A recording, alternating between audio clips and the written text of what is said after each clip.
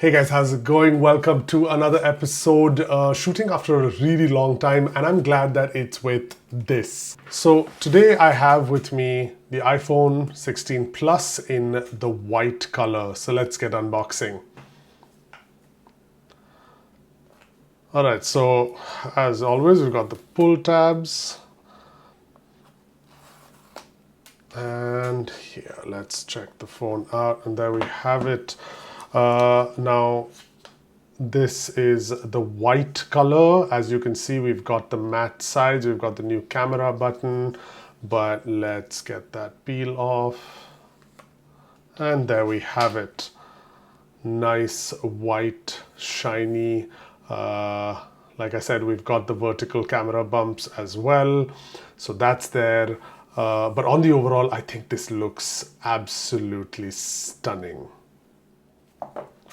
Now, apart from that, inside the box, we have braided cables this time, which I really like.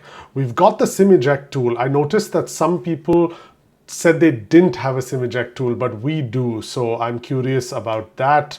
But apart from that, nothing else inside. And by some chance, do we have stickers? No, we do not. So that's unfortunate. But yeah, this was a super quick look at this. Let me switch on the phone and I'll be right back. All right, so the phone is set up and it feels so nice in the hand. If I compare this to my 15 over here, it looks and feels so much better because it's got those nice curved edges from the 15 Pro and the 16 Pro. So it feels very premium in the hand. I will definitely give it credit for that. Apart from that, super unfortunate that we still have a 60 Hertz screen, but we now do have this camera control button. So let's check that out. So as per my knowledge, it's one click to activate. All right. I can set up the styles later. And then we've got, sorry, let me just adjust that. Yeah, so we've got zoom, which just comes on by standard. And then you give it a light double tap, I think, to change modes. So if I go to exposure, I can adjust the exposure to my liking.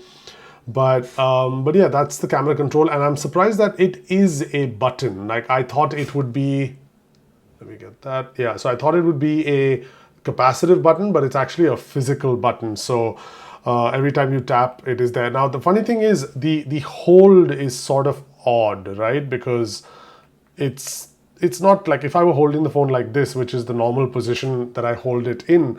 If you'll see over here, the phone is like, this is not how you actually hold it, right? Because your thumb stretch over is a little difficult and stuff like that. But I think that it's still usable. It might take a little getting used to. Maybe it would be easier. Let me see. So this is the pop socket that I use. Maybe with this, would it be? Yeah, it is definitely easier to use when the back is taken care of. But this double tap, I can't seem to master it. So let's just see. Yeah, so it's a bit of a slow touch, if that makes sense. But apart from that, we've got all these settings. So as per what I've seen, tone seems to be the winner this year in terms of what everyone's going to be adjusting, because you can adjust your photographic styles through that. But let's just see. It's a little difficult to get that right. So if I want to go back to exposure, it's quite a long journey, whereas this is just so much easier, right? So I'm curious as to what was the reasoning behind that decision, but it is what it is.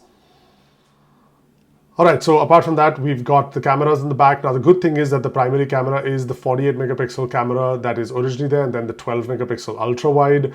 I will be definitely checking those out. So if you have any questions, don't forget to let me know in the comments. Most importantly, if you're enjoying what you're watching, please don't forget to like and subscribe and just help the channel out, because as you can see, I'm struggling with long form and I'd really like to do more if I know that people are enjoying it. We've got the Type-C connector at the bottom. We do have slightly larger batteries, I think, this year. And on the 16 Plus, that being said, we do not have the longest battery life on the 16 series. Last year, the 15 Plus was the best. This year, the 16 Pro Max is the best. So I will be checking that out as well. So let's see where that goes. But apart from that, other updates, there's really nothing else to show, because otherwise it just feels like another like a regular phone. The dynamic island is there, and all that. We are waiting to see Apple Intelligence. This really does seem like a half-baked product right now.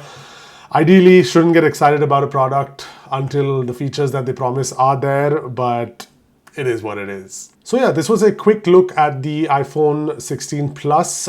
Please do let me know if there's anything else you want to see. My name is Danesh, and I will see you at the next one.